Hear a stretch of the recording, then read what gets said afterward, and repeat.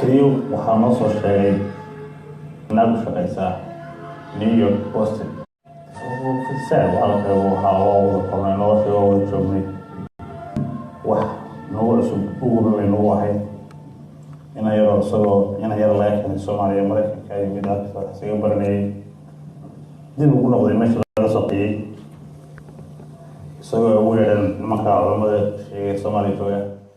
There is a brand of Islam that is completely alien to us as Somalis. Whose Islam is this? We need to say about that. We need to say that this is not our Islam, and we reject that. The majority of Somalis are silent about this.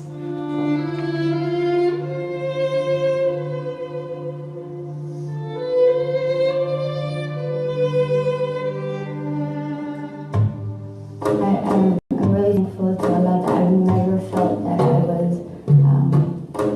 I couldn't live here because of my hijab, that I couldn't do what I needed to do, that I couldn't be successful in school, that I think a lot of what the fortunes that I've had is because of my faith. Well, I mean, I always feel bad for this is happening to my community and, you know, to the Somali youth. You know, my friends, most of them, there's a lot of them I know that are in jail yeah, you know, I always, you know, looked at it as, you know, this is, you know, the land of the opportunity, basically. You know, it's either you shoot yourself in the foot or you know, you start spraying and you run, you know. So I look at it as, you know, it kind of motivated me in a way, and saying that, you know, I have to, you know, I represent my people, the whole Somali community. And another person, we can do anything, basically. You know, we're not hard-headed, but we are well committed. We came to this country with, you know, holding our kids on our back, going through all the camps and stuff like that. Some people do, but it just kind of, you know, if you're committed, if you really want to strive this, you know, we all just give it a fair, you know, just go along with it. If not, there's probably somewhere else you want. America, there's a lot of opportunities, and there's a lot of, you know, struggles you go through. And also, we talked about this youth. There's this terrorism. People like our age, youth people leaving this country and then going down to Somalia to fight. I don't know for what reason, to just go blow themselves up. Jihad, which I don't think is a jihad. You know, they tell us it's a jihad, but I don't see a way, or I don't see any evidence it's a jihad. Our loyalty is to this country, but not to the extent where, oh, let's go back and kill our people. And it shouldn't be the other way around either, where you go back from living in this comfort zone, and you know, and you have, and especially us who are 18, 19 years old, we have no business, from my standpoint, of going back and trying to do something about something that we have no business to, you know. I mean, I understand. I would understand if you were already over there and they killed you. It was directly impacted you. Some of your family members were killed, raped, tortured, or whatever. I understand. But talking about, oh, God, let's go help Somalia. Somalia needs to help us. The way we help Somalia is make something out of ourselves. I think that America is not necessarily melting pot. It's you know, kind of like a soul. It's not asking us to lose ourselves. I love it. I consider it, and I feel like, you know, the opportunity that I don't get anywhere else, you know, chance to be educated, you know, for free, and you know, that's one thing that, you know, you can't get it from anywhere else, you know, and that's just I appreciate it. You know, I can't say more about it, you know, how much I love being, you know, calling myself Somali American, you know. So I want to build myself to go back and help build my country. I feel like this is my country, but I feel like this is where, like, I see myself living for the most part. I'm not gonna lie to myself and say I'm going back home. If things change, I would love for it to change. I want to go back and visit my family. 99 families are extended. And I like that when work there, something you need. If anything, they need some people that are educated, are willing to make a difference. Doctors, lawyers, whatever your profession might be. You're basically we're in some country that is lacking. It's not just like people that are willing to learn about like and lacking educated people that are willing to make a difference or are going there just to help others or better that country. So the more of us that get a good education here and go back, the better it'll be for that country.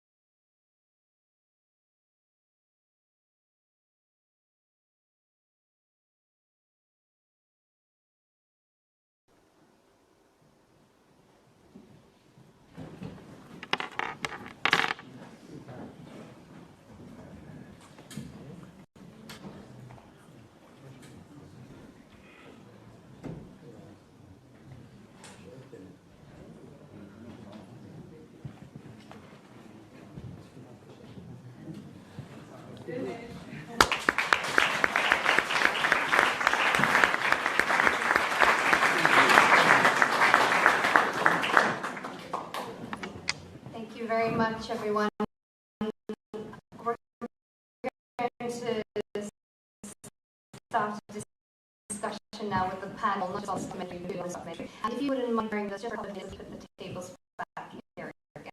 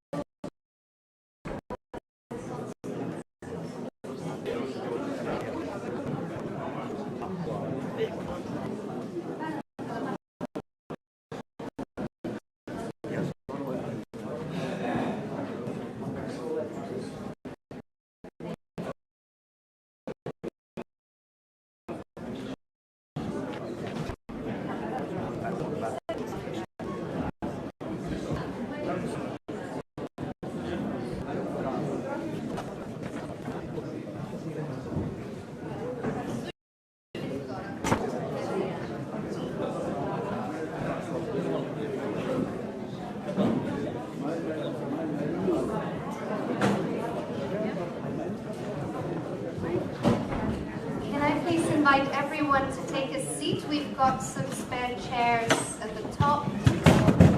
We organize ourselves to get everyone seated. Yeah. Sure, take that. Thank you. This can chama one. Oh, chama. Okay. Yeah, but there's more concern. Yes, please. I'd like to invite the panel to join me. Sagal, Fakia, Mona, and Mohammed. Is that okay? Not long. No.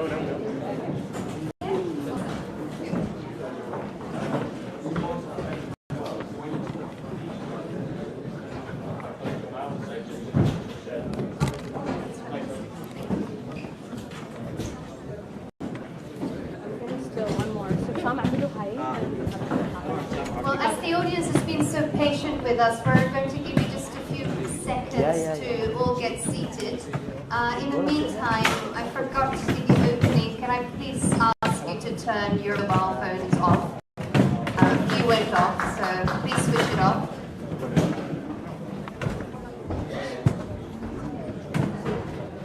Yes, that also includes our panel and myself.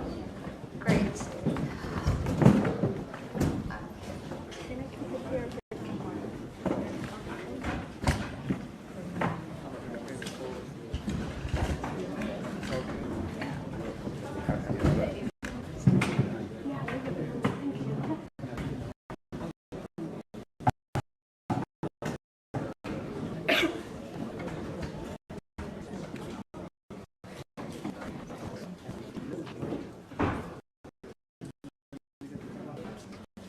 I think we're good to go.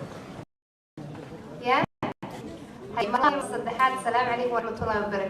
Everyone, it's really fantastic to have a full house.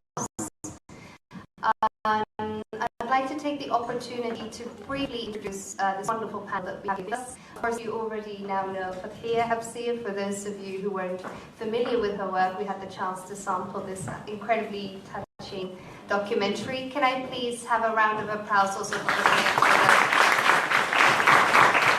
documentary? Sitting here to my right is Mo Ali, director, and we're also going to be talking to Mo about his so far illustrious career as a director. And we have also here with us Sagal. Sagal, you may know from her Instagram and her blog, and wonderful stylist and a young Muslim fashionista. And all the way from North America as well, Mona Kosar Abdi, journalist, reporter, and a very warm welcome to you, Mona, as well.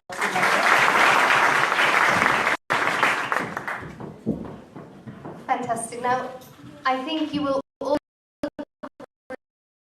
agree with me that that was an incredibly touching documentary. And I'm going to open it discussion to the floor very soon. Fathia, maybe I can start with a very short question. A voice and a platform. And something must have motivated you. You're background you told me is storytelling, but something must have motivated you to make this film, as for all of the panelists, must have been a feeling or something that aroused your interest in doing what you do currently. So for Tahay, I'm very curious to know, this is now your third film, and so over the years that have passed, you've already made a few other films, as you've mentioned to us. What was it about this story, about this situation, that you thought, I have to get my voice out, or I have to give a platform for other people to share their voice? Thank you so much, Woman. Thank you. Let me get closer. Well, I have been a storyteller for as long as I could remember. My grandmother was an amazing storyteller, and I remember when I was a little girl, you know, when she talks about the Somali clans and how they go to war with one another for a camel or land, piece of land or something. When she, you know, would tell me these stories, I would find myself literally crying for total strangers that I didn't know anything about. And I remember thinking, as a young girl, you know, Somalis, if we had the chance to actually hear each other's stories and listen to one, I noticed we rarely listen to one another. we seem to just talk at once. So I remember thinking very young, you know, if we give each other the chance to hear each other's story, we would be, you know, sympathize and empathize with one another. And so I knew I always wanted to be a storyteller, but what happened with this particular story, I mean, I knew when I came to America I wanted to get into filmmaking. It's not an easy field to get into, and so I was working for Voice America at the time, and when the story broke, I was already reporting for Voice America, but there was such a divide between Somalis in Minnesota. You know, one group would say these people didn't go anywhere, they're probably some were in different states, or they were drunk, or, you know, they had no life. And the truth of the matter is, many of these young men were college students and kids who had, you know, a lot of ambitions and wanted to do amazing things in life. And so then I was another group, you know, and they would say, they would tell me a different story. So I said to myself, I didn't know how to make films yet. You know, when you're Somali, you take the back seat because you get a professional something from. And so, you know, I didn't go to film school, but I had a friend of mine with a camera, and I talked to him and I said, you know what, I already have the contacts that I need because I've been interviewing books already. I said, I think it's important for us to put this, you know, on camera and actually record and tell, and let people actually tell their own stories from the horse's mouth. So, you know, and they were able to trust me from Voice America. It's important because, you know, I truly appreciate the chance and the opportunity that I've been given as a Somali person in the West, particularly in America, where, you know, America is different from anywhere else, especially from Europe. You know, it's a land of immigrants. Anybody can come, and if they work hard and, you know, follow the rules, they can hopefully make something of themselves. And so it really moved me that these young people who their parents struggled and went through so much, to actually walk away from everything and go back to Somalia to die. So I just wanted to put that, I wanted to make sure I captured that. So much.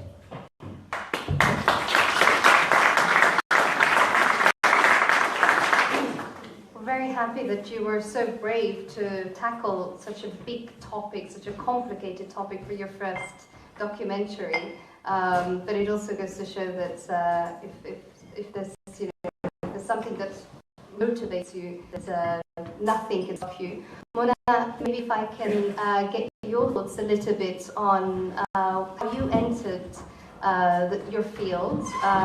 It's one thing to be studying journalism and to have the aspirations to become a journalist, but it's something completely different to be able to actually work, as he said, in your vocation. And you are with a very big network, a well-known network. How did that come about, and what were some of the challenges or opportunities also that you were faced with? Definitely. So, like Kaya, I learned to be a storyteller from a young age. It was especially, talking about politics and news. It was something that was a big deal in my family. I can remember from an early age watching the news and watching the election cycle with my dad and my mom, and it was really a big deal for me to, just sit there and watch it with them. So I majored in communications and political science, so, eventually get into journalism. But it was a pretty rough transition because I didn't go to school that was journalism based. So I'm kind of behind in that sense, but I interned at actually before that, I started my own online news platform because I didn't have experience. I didn't have an internship under my belt. So I ended up starting my own online news platform, just talking about news, sports, politics, wherever I could talk about. And then I got an internship at a local ABC affiliate. And that's where I literally had to dive in, learn about what a VOSAL was, what a package was, how to put a story together, what made a story compelling. And it was boot camp for me, because again, I was starting a little bit behind. But also, I knew that I didn't want to stay there. I wanted to be able to be in front of the camera, really tell the story, put the whole story together, interview people who I wanted to interview. And so, in order to do that, you just can't have a paper resume and say, hey, I'm qualified for the job. I had to put together a actual visual reel. So, and so I was working 8-hour shifts, longer than that, and then going out with a local reporter, going out shooting stand-ups, doing all the work with them, and then coming back and, maybe 10 seconds in front of the camera just to show them, I tell a story, hear my voice, and sending it out. And I got hired by an ABC station in Virginia. And it's been amazing since. I mean, I get to do that every single day. I think that is when I realized the storytelling. That's when I realized the power of journalism. Every day I get to meet someone new. I put it on a platform that I don't have access to. They have an issue. I need stories that involve public officials. They go on, they run these platforms, and they say they're going to do X, Y, and Z.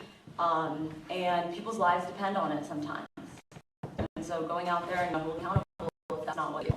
We have a big presidential election coming up as well, so I've been busy with politics. But I think you mentioned some of the adversities that we face. I think one of the biggest adversities is fighting for stories that I want to cover, stories that are important to me, my community, whether that be the Somali community, the Muslim community, whether that be the African American community, women.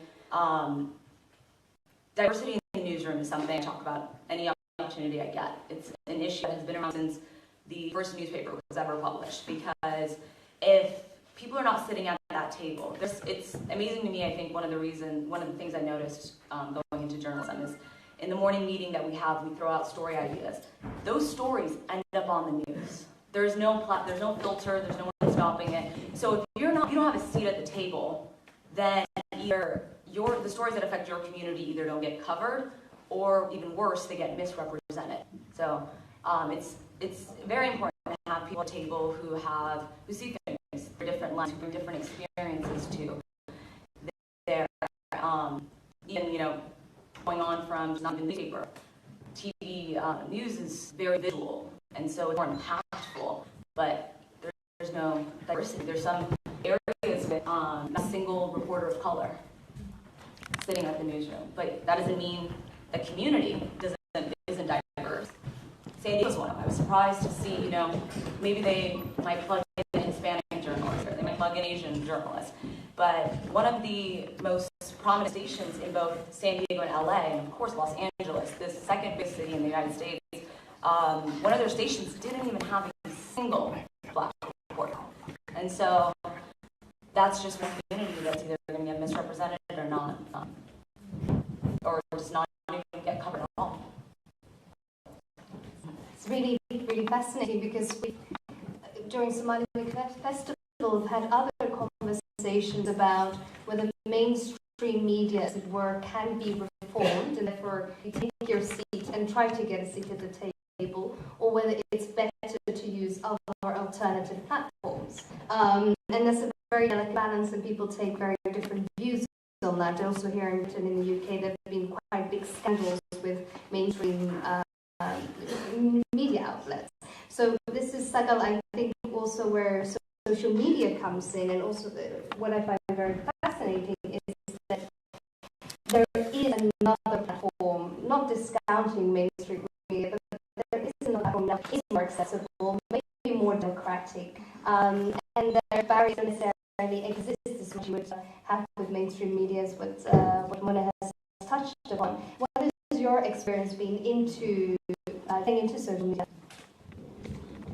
The thing about social media is you get to represent who you are.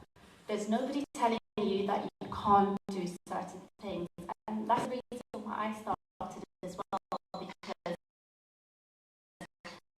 I wanted to inspire young girls and say, look, you wear hijab, that's absolutely fine. They tend to embrace diversity, and because you're different, that doesn't necessarily mean a bad thing. That's actually a very good thing. When Vogue featured me on their website, it was, oh, she's completely, we want something, she's completely different. No, it's because she is different, embrace that. Let's put it in. And you also got to remember, I'm Somali. I come from a very long history of fashion. I remember seeing pictures of my grandmother, may God rest her soul, and she's and also because she traveled the world. She just picked up all these ideas and inspirations. She kind of and that's the thing about social media. You get to represent who you are. There's no barrier to telling you, no, you can't do that. And I've got 3 nieces. Obviously, I want them to know that you can grow up and you can be in the fashion industry, and it doesn't mean that you wear a hijab, you're confined to just that space. No, it means that you can be so many different things. You have to embrace creativity. You've got to be different. You have to embrace your hijab, and you have to turn it into something that is for you. Just because you wear a hijab, that doesn't mean that no, you can't make it into the fashion industry. I had an interview with Telegraph not so long ago, and they were saying how all of a sudden modest fashion has been introduced to the world. No, modest fashion has always been there. They've put a label on it. You have to understand that we come from a very, very, very long line of fashion. Just go back to your mom and ask her, can I see some pictures of you back in the 60s? She will show you pictures. And honestly, if I could be that, I would choose that over any face I see on the fashion industry. I would choose what my mom wore in the 60s, what my grandmother wore in the 40s. Use that and turn it into something that is yours. And soon enough, every single platform, whether it's Vogue, any other fashion label, will ask about us. They will. And we will get that because awareness is there. We will get that.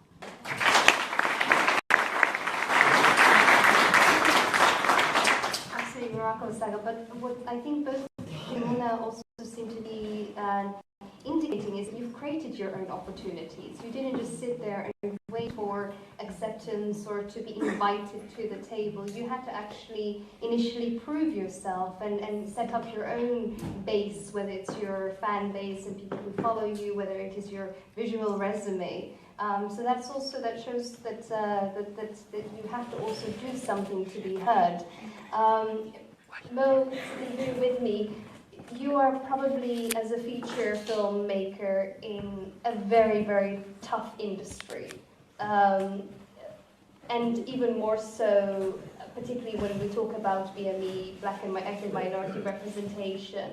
What has your experience been like? What was the journey for you? And why did you want to take on such a difficult challenge? Assalamu alaikum. I mean, how I started was I mean, for me, my background was, I lived in a poor place in Saudi Arabia, and the only thing that I could mentally do was escape from the boring, mundane, poor life that I had, was watch films like Rambo and Terminator, and it's silly, but it's the only thing that I could escape with my mind.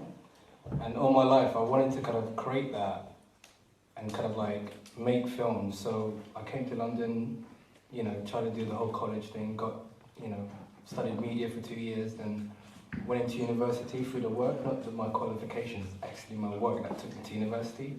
But then in uni, I found out one thing in film, which was the teachers that were teaching me weren't filmmakers. So I didn't want to learn from them. So I came back to London and I just worked for 3 years for free as a runner. And a runner is someone that makes cups of coffees on set, carries camera equipment. You work about 14 hours a day.